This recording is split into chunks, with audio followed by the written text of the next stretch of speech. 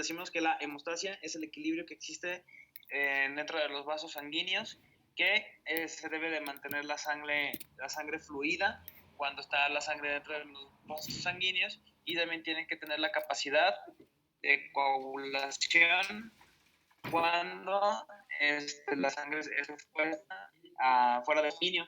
Entonces nosotros decíamos que existen 3 formas en las cuales se logra detener una hemorragia fisiológicamente. Una es por parte del vasoespasmo, que nosotros decíamos que existe un músculo que está por debajo del endotelio que reviste todos los vasos sanguíneos. Entonces este músculo liso a veces se sufre constricción, y entonces esta constricción cierra la luz del vaso sanguíneo.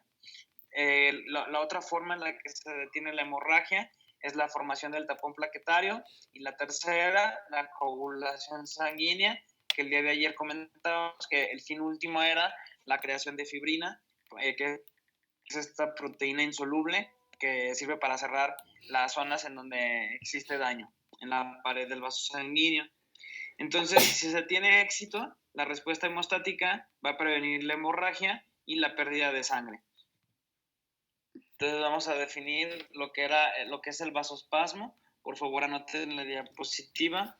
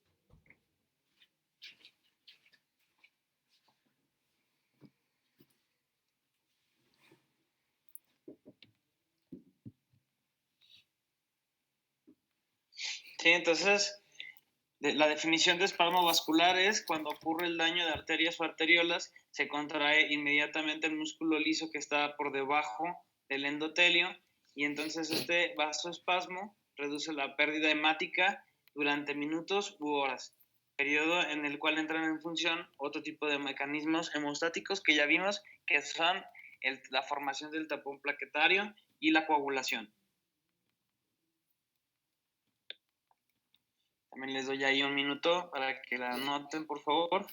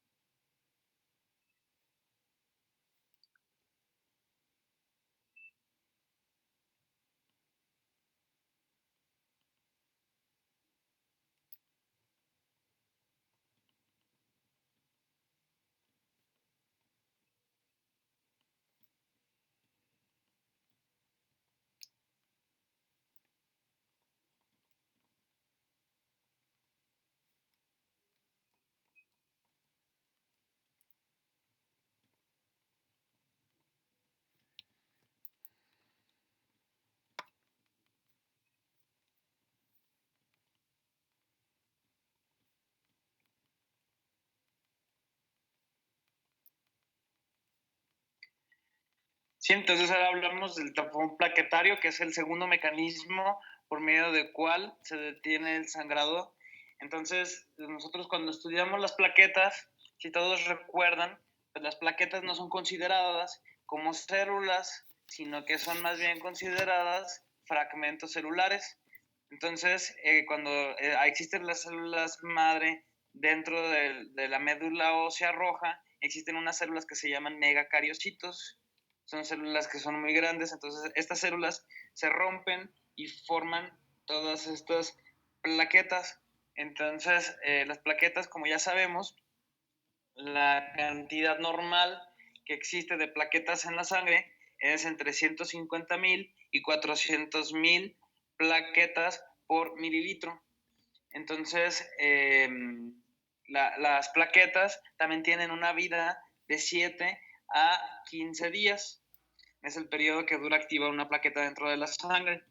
Entonces, por eso, los pacientes que toman antiagregantes plaquetarios como la aspirina tienen que suspender el medicamento por 7 días, que es el periodo de tiempo que viven las plaquetas. Entonces, cuando nosotros estudiamos las plaquetas, vemos que están conformadas por dos tipos de gránulos, unos que son los gránulos alfa y otros que son los gránulos densos. Entonces, dentro de los gránulos alfa, nosotros vamos a encontrar que las plaquetas contienen factores de la coagulación y un factor derivado de plaquetas, un factor de crecimiento. Entonces, que esto favorece a la proliferación de células endoteliales vasculares, las que hemos estado comentando, que son las que revisten a la luz de los vasos sanguíneos. Y también favorece la proliferación de fibroblastos para que empiecen a reparar la pared vascular que está dañada. Entonces, esos son los gránulos alfa. Y después están los gránulos densos, que contienen ADP, ATP y también una sustancia que se llama tromboxano A2. Y este tromboxano A2 tiene una función muy específica, que es hacer las plaquetas pegajosas, para que una plaqueta se pueda adherir a otra plaqueta y así puedan formar el tapón plaquetario. Los pacientes que toman aspirina son pacientes que la aspirina nosotros sabemos que es un AINE, un analgésico antiinflamatorio no esteroideo, que tiene la función de inhibir la formación de tromboxano A2.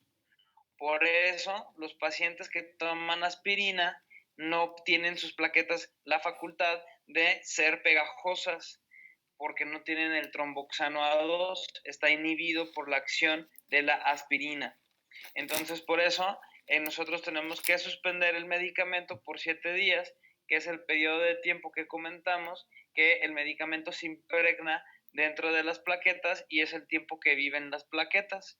Ya después de estos 7 días, ya tenemos plaquetas nuevas que ya no están bajo la influencia de la aspirina y entonces pueden llevar a cabo su función de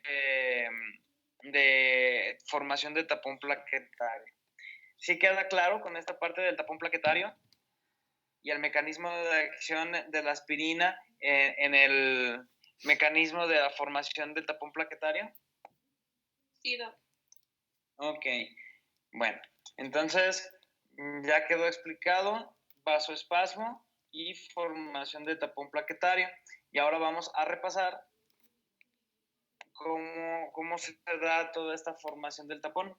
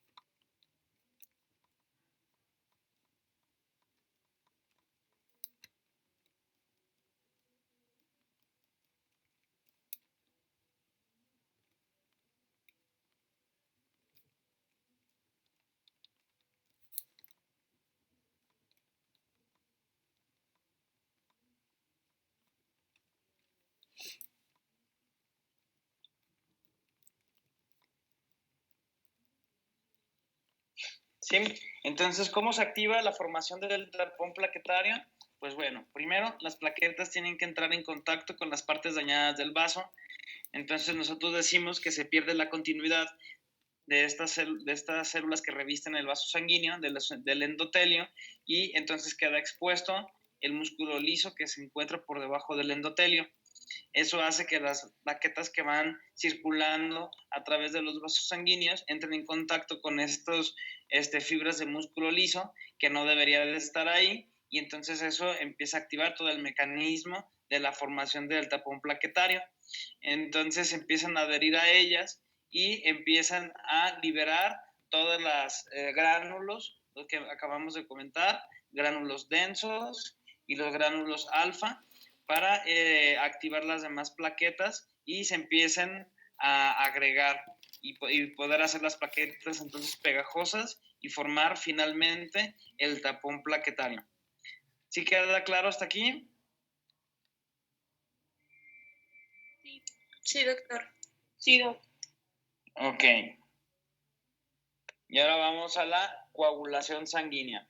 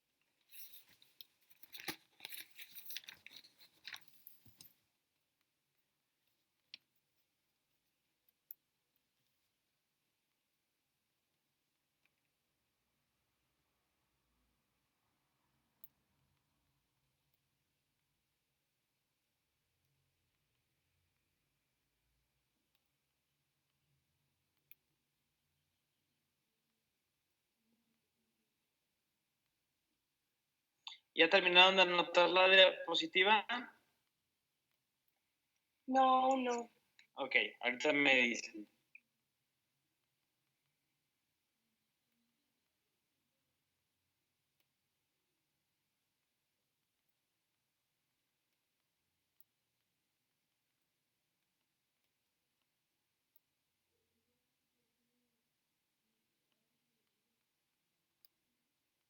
Ya, Doc. Ok, bueno, entonces lo que hemos comentado, que de la coagulación sanguínea es el tercer mecanismo por medio del cual se logra esta hemostasia. Entonces nosotros decimos que la sangre, cuando está dentro de los vasos sanguíneos, debe de permanecer líquida, y cuando se expone al medio ambiente o cuando se rompe el vaso sanguíneo, pues se debe de formar entonces el coágulo, que ya habíamos comentado que la finalidad o fin último de la formación de la activación de la coagulación es llegar a formar una proteína insoluble que se llama fibrina. Entonces, nosotros decimos que si tenemos una sangre que se coagula con mucha facilidad, pues entonces hay riesgo de que el paciente pueda presentar una trombosis o una coagulación diseminada. Y si la coagulación se tarda demasiado, pues también podemos presentar ahora una hemorragia. Entonces, nosotros sabemos que para que se lleve a cabo la coagulación, necesitamos que existan diferentes tipos de factores que son los mediadores de la coagulación, que muchos de estos factores se producen en el hígado por los hepatocitos. Entonces, nosotros sabemos que la coagulación pues es una cascada compleja de reacciones en la cual cada factor activa al siguiente en un orden fijo. Entonces aquí, por ejemplo, nosotros conocemos la enfermedad de la hemofilia como una enfermedad que produce sangrados profusos muy abundantes que no logran ser contenidos a menos de que se hagan algún procedimiento quirúrgico de ligar arterias o hacer una situación de ese tipo. ¿Por qué? Porque los pacientes que tienen hemofilia no producen factores de coagulación que son muy necesarios para poder activar toda esta cascada. O también, por ejemplo, los pacientes que tienen cirrosis hepática, los pacientes que tienen afectada el funcionamiento de su hígado, tampoco producen estos factores de coagulación y pueden sufrir también hemorragias muy severas. Entonces, por eso nosotros como odontólogos que atendemos pacientes que puedan tener cirrosis o puedan llegar a tener hemofilia, pues nosotros tenemos que hacer nuestras interconsultas con el médico internista para que nos pongan al paciente en condiciones. Y si no, pues aunque sea una extracción muy fácil, pues tendremos que hacerla en ambiente hospitalario para poder tener mayor control de una probable hemorragia que se pueda presentar, porque nosotros ya sabemos que el mecanismo de la coagulación está afectado. Entonces les doy 2 minutos para que anoten esa diapositiva.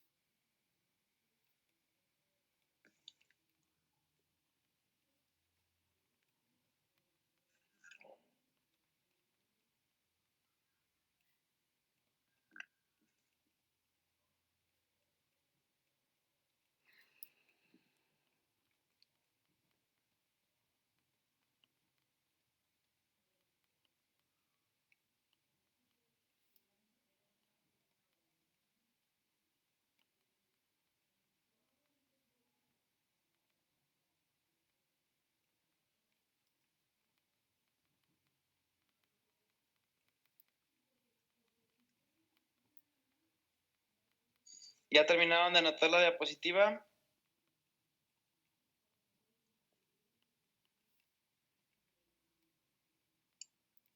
Creo que sí, doctor. Ok. Bueno, entonces nosotros decimos que la coagulación entonces se va a dividir en 3 etapas básicas. La primera es la formación de la protrombinasa, que nosotros sabemos que es la enzima que va a activar la protrombina, que la va a convertir en trombina. Entonces, la protrombinasa, junto con el calcio, va a activar la protrombina y la va a convertir en trombina.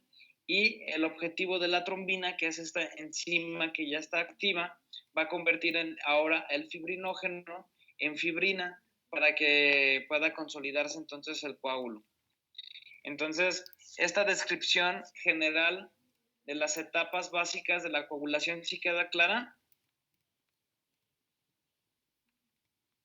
Sí, doc. Sí, doc. Ok, entonces la etapa 1 es la que tiene 2 mecanismos diferentes. Uno es el factor extrínseco y el otro es el factor intrínseco.